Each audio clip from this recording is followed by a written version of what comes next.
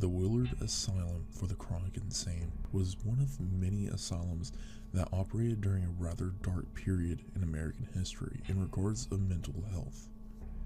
Despite this fact, the original goal of this institution would be considered rather progressive for the time. Once a magnificent example of mid-19th century architecture, now stands on a rotting foundation, being reclaimed by Mother Nature.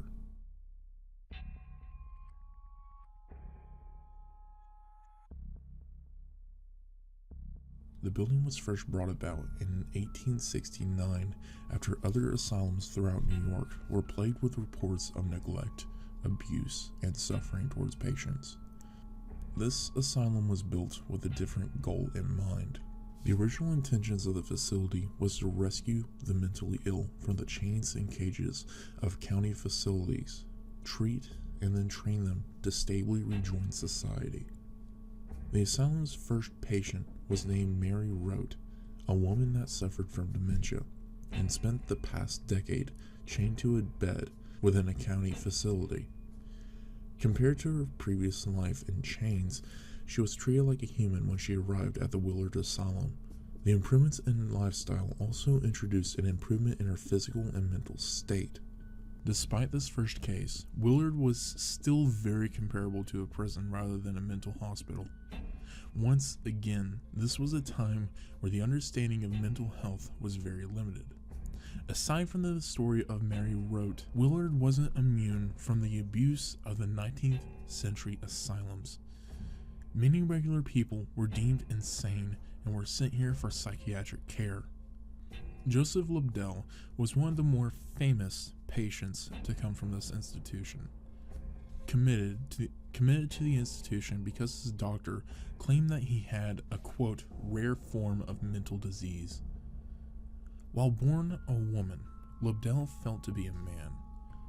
While compared to today's standards, this is not considered grounds to be committed to a mental institution.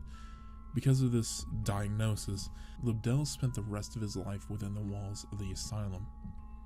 Lobdell wasn't the only one that suffered this fate.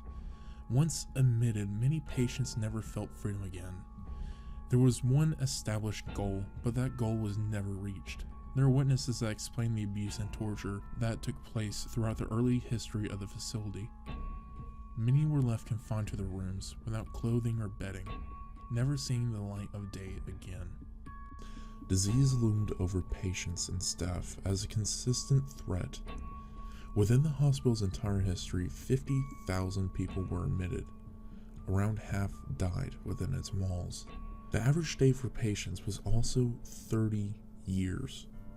The morgue, autopsy table, drawers that stored bodies, and crematorium remained intact. Those that didn't make it to the crematorium made it to the asylum's cemetery.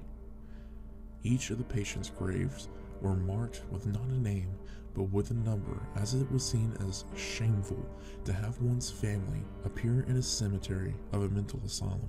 For the respect of the families, last names never appeared on gravestones. The only headstones within the facility with names on them are of Civil War veterans. Efforts are being made today to find the identities of those buried in the cemetery until all numbers are connected with the names. Progress has been slow, however, due to a lack of records to go off of.